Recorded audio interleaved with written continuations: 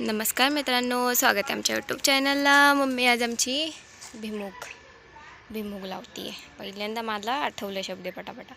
भिमुग लावती आहे जरा इकडं ह्या 2-3 वाफळ्यांमध्ये. घरी आपल्याला खायपुरतं लावती आहे. साफ केल्यात तशा दिली सगळ्या. आता थोडं काकऱ्या घेत लावत चाललेली आहे. पाणी नाही दिलं आणि 2-3 दिवस झाले. झाड कसं सुकलं आहे माझं फुलाचं. नाही तर लय फुलांनी भरलं. आता फुलं आहेत त्याला पण एकदम बारीक बारीक फुलं आहेत आणि सुकलेली जास्त आहेत. कोबी पण बघा किती मोठा झाला आहे मस्त.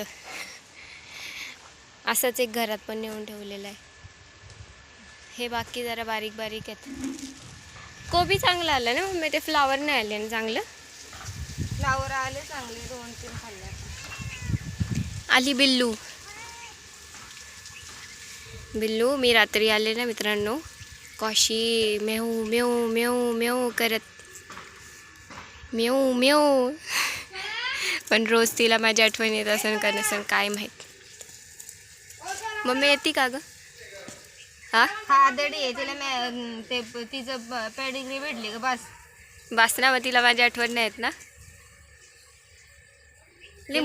मतलबी ती शिजवून देतो एकदम मतलबी आहे ना बिल्लूले. नाही आणि मलाच तिची रोज आठवण येते रात्री झोपताना. रोज माझ्या कुशीत झोपायची तर. मम्मी तुला आठवण येते ना. काय करायचं आता, लय आठवण येते. मग काय आपल्याला बोलण्यापेक्षा निघायचं पटकन. हा खरं मित्रांनो एक कमेंट होती की काय लोक काही बोलतात त्यांच्या बोलण्याकडे लक्ष नाही द्यायचं. ते मी ती लास्टची जी व्हिडिओ मी टाकली होती त्याच्यात मी बोलले होते ना की अशा कमेंट कशाला करता. ते त्याच्याबद्दल बरोबर आहे. आता लोकांनी खूप काय काय बोललेलं आहे. ठीक आहे, डोक्यात गोष्टी ठेवूनच आहे, असं नाही का विसरूनच गेले. आहेत डोक्यात गोष्टी. आता जास्त लक्ष देत नाही कारण जसं मम्मी बोलली तशी स्वतःची परिस्थिती सुधारायची, चांगल्या याच्यावर जायचं आहे. आणि दुसरी कमेंट होती का लग्न कधी करणार आहे. मम्मी जोपर्यंत मी स्वतःच्या पायावर उभी राहत नाही, जोपर्यंत माझं स्वतःचं अस्तित्व निर्माण होत नाही, 25-26च्या नंतरच करणार. आता अजून वय कुठे म्हणा माझं. हां आत्ताशी 21च आहे. काय इतकं वय नाही का लगेच लग्न करायचं. 21 झाले. मामा तर मला लगेच शिकवलं आणि लगेच पोरीला लग्न करायला लावली तिने. उलट माझा मामाच किती दिवस मला बडबड करत होता, आशू एवढे शिकली, घरात नको राहू, कामाला जा. पण हे लोकांचंच, तुला नाही झेपणार, एवढा लांब नाही झेपणार, असं नाही होणार. आता मी आठवडाभर जाऊन येऊन केलं. जवळ नाही तर ही लोकेशन पण केलं जाऊन येऊन. पप्पा होते सोबत म्हणून.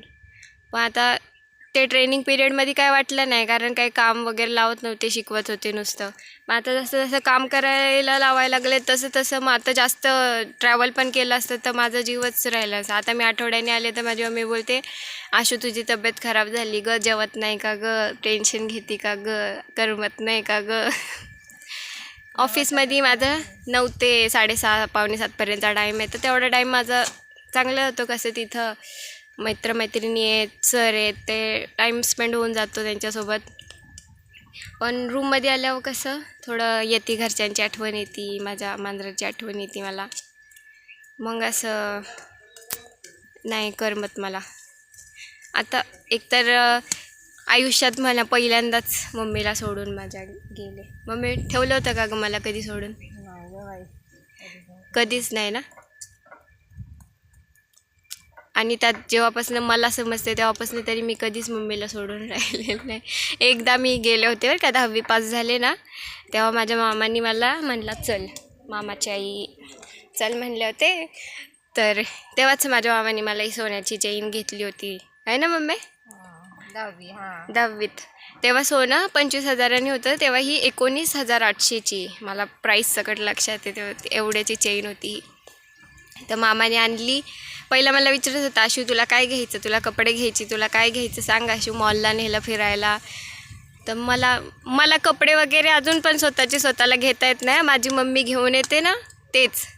मम्मी अजूनसुद्धा मला म्हणजे असं स्वतः जाते मी शॉपिंग करते असं मला नाही समजत घ्यायला काहीच. मी आत्ता जॉबसाठी पण गेले का बाजारात जाईन, काय आवडलं टॉप बीप तर घेऊन येईन. एकसुद्धा मला टॉप आवडला नाही. म्हणजे मला घ्यायलाच समजलं नाही. माझा मित्र आणि त्याचा भाऊ, हे बघ हावाला छान आहे, बघ हावाला छान आहे. पण मी म्हणते अरे मला चांगलंच नाही वाटत, ते चांगलंच नाही वाटत. मी तशीच फिरून घरी आले. तर नाही, तेव्हा तेवढे 4-5 दिवस मी मामाच्या घरी राहिले होते. आणि माझी मामाची आई आणि मी आम्ही दोघे झोपायचो ना. तर हिने फोन नाही उचलला ना माझं. तेव्हा माझ्याकडे फोन नव्हता, 10वी पास झाले होते तेव्हा नव्हता फोन. तर आईच्या फोनवरनं फोन करायचे आणि हिने फोन नाही उचलला का मी आईशी बोलतच नसायचे. आई एवढी हसायची, म्हणायची अगं ती फोन नाही उचलत तर मी काय करू. मी तिच्याशी बोलतच नसायची. झालं माझ्या मुंग्या आहेत इथं. लाव तेव्हा ते पहिल्यांदा मला म्हणजे आठवते की मी मम्मीला सोडून 3-4 दिवस राहिले होते. मम्मी मुंबईला आणि मी पुण्याला. त्याच्यानंतर मी अजून पण 1 दिवस पण मम्मीला सोडून नाही राहिले. माझा जीवच राहत नाही. आणि आता 1.5 आठवडा झाले तिथे राहायला लागले. मम्मीला पण नसेल करमत, पण काय सांगाल आता. हां मम्मी, हे येतंय मम्मीला तिखवायला. काम तर काही करू लागत नाही, नुसतं तिखवायची कामं करते.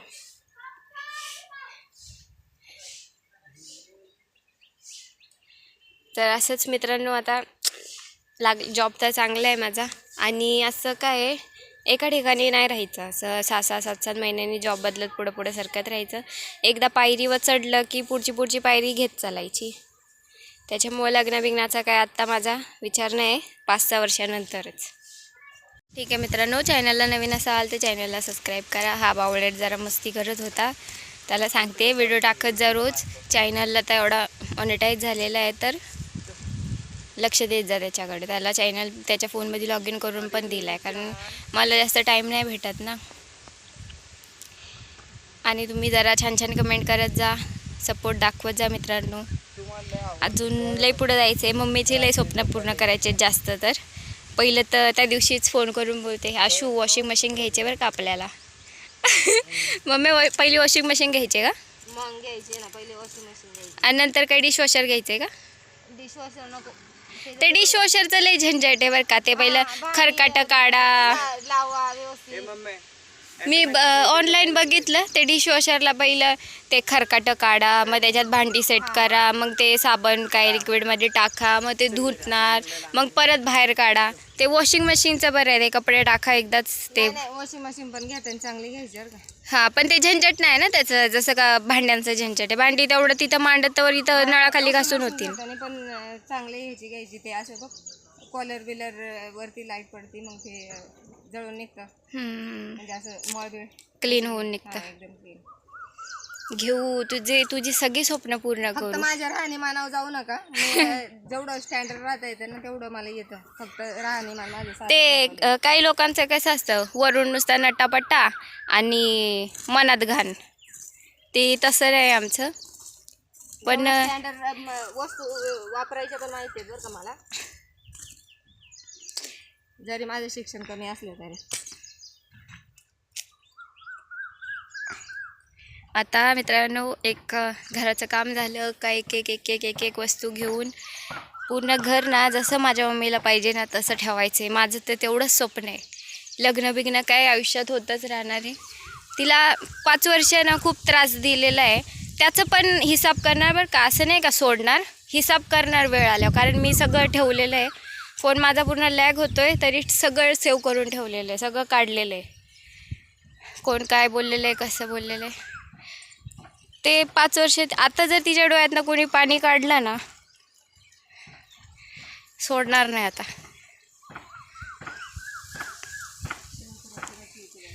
हां, आता थोडी वेळ सुधारायची, त्याच्यामुळे जास्त लक्ष पण देत नाही. कारण कसं आहे, पहिल्यापासून साधं सिंपल राहायची सवय जास्त. आणि मेन म्हणजे जसं तिला आवडतं, जसं ह्याच्यात तिला राहायचं आहे तशी ती राहते. कोणी घाणेरडं राहते, घाणेरडी बाई हे करायची गरजच नसते.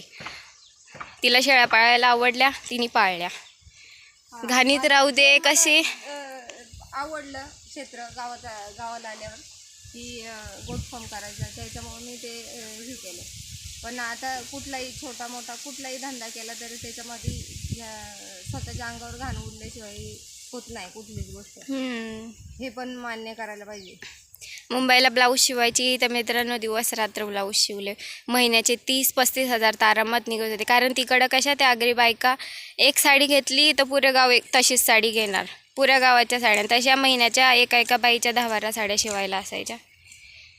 ते लय कामं केलेत, लय स्ट्रगल केले. तर आता शेवटचं एकच इच्छा आहे का तिच्या सगळ्या इच्छा पूर्ण करायच्यात.